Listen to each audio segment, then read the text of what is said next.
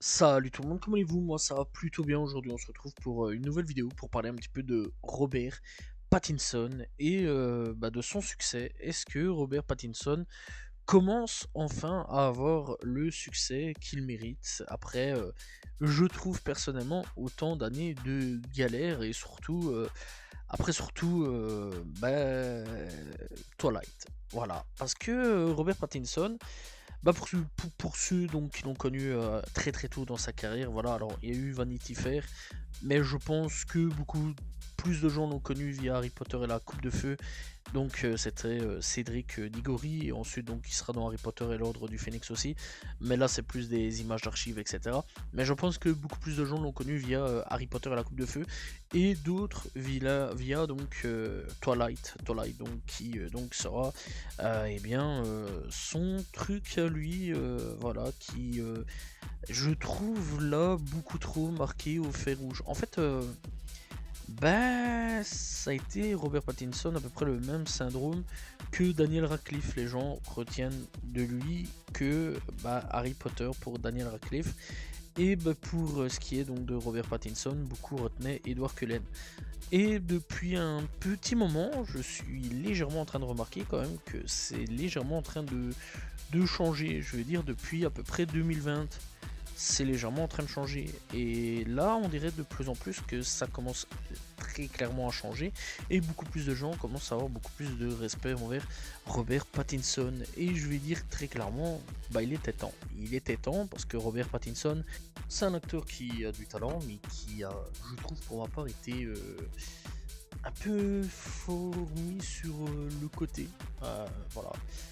Après, comparé aux autres de la saga Twilight, c'est quand même un des rares à avoir, je vais dire, réussi à avoir tiré son épingle du jeu, hein. Donc, clairement, on va pas se mentir, elle a quand même eu beaucoup plus de chance. Après, il y a eu Kristen Stewart, mais dernièrement, c'est un peu. Je pense que sa carrière elle est un peu partie en cacahuète, je vais dire là-dessus. Parce que personnellement, je la vois plus autant qu'avant. Après, elle a quand même. Enfin, elle fait toujours des films, mais. Enfin, faudrait que j'aille checker un petit peu ce qu'elle fait, mais je veux dire par là, elle fait plus vraiment des films qu'on en parle au caisse. Voilà. Je sais pas trop ce qui s'est passé pour elle. Et pour celui qui jouait. Comment il s'appelle encore Jacob. Voilà, Jacob. Lui aussi, c'est un peu. Enfin, Taylor Lautner. Voilà, Taylor Lautner. Lui aussi a clairement disparu dans dans les films. Voilà. Donc ouais, clairement, on va dire qu'il a un peu foiré sa carrière, hein, à ce niveau-là, Taylor. C'est dommage parce que c'est pas forcément un mauvais acteur. Après bon, il est toujours dans quelques films par-ci par-là. Voilà, c'est pas vraiment comme avant. Ou par contre, ouais, il a quand même pas mal enchaîné dans les années 2008 jusqu'à 2012 avec Twilight. Par exemple 2013, après 2013, on voit bien que ça commence un petit peu à s'espacer à ce niveau-là. Donc voilà. Après, par contre, il fait quand même quelques séries, etc. par-ci par-là.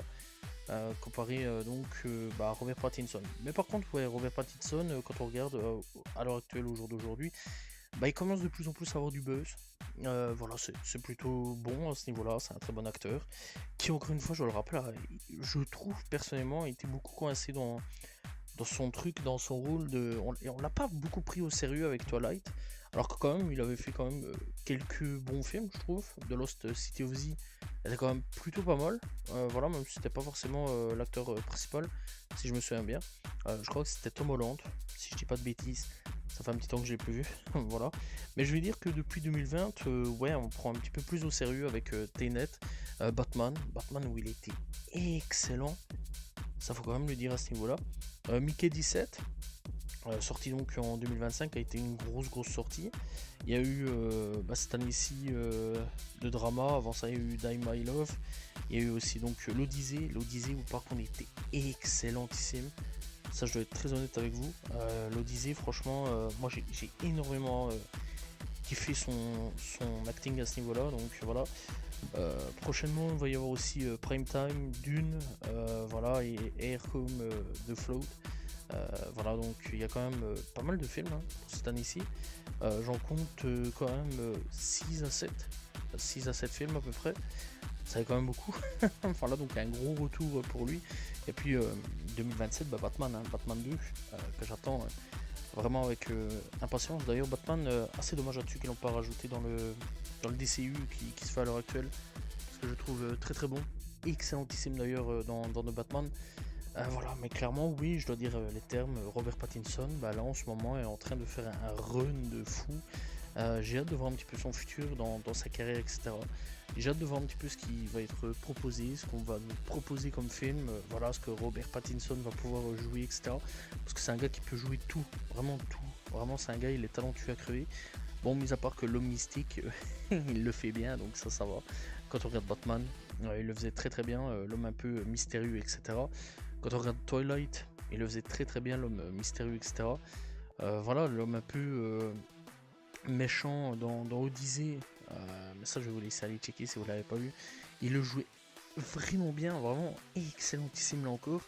Voilà, tous les peu de films où j'ai pu le voir, vraiment il jouait très très bien.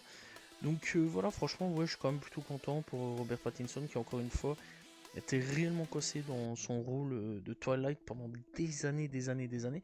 D'ailleurs, quand on parlait de Robert Pattinson, c'était souvent ah ouais, Twilight, Jacob, etc. Jacob, Bella, Edward, voilà, c'était souvent Twilight, etc. Donc après, c'est vrai quand même que Twilight, quand même à l'époque, hein, on va être très honnête là-dessus, c'était un gros phénomène, hein. Vraiment un très très gros phénomène. Je pense que pour les plus jeunes, vous n'avez pas vraiment connu, peut-être que vous connaissez, mais vous n'avez pas vraiment connu les sorties, c'était un gros truc. Ça, je m'en souviens vraiment bien. D'ailleurs, il y avait il y a beaucoup de filles qui avaient des pulls, des t-shirts, etc.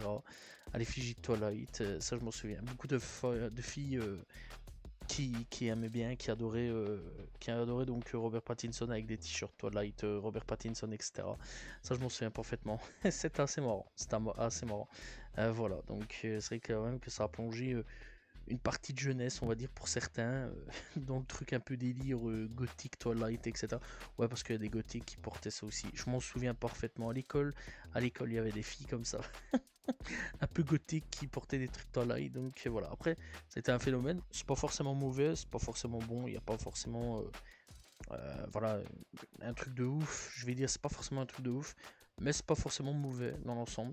C'est à peu près dans la même période que tout ce qui était Harry Potter, Seigneur des Anneaux, vraiment dans cette période-là de sortie de film, je vais dire.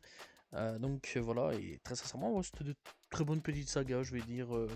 Pour ce qui est donc de Twilight, c'était une très bonne petite saga qui, on va dire, qui n'a pas remplacé Harry Potter, mais qui se mettait bien, je veux dire, entre toutes les petites sagas qui essaient d'apparaître, etc.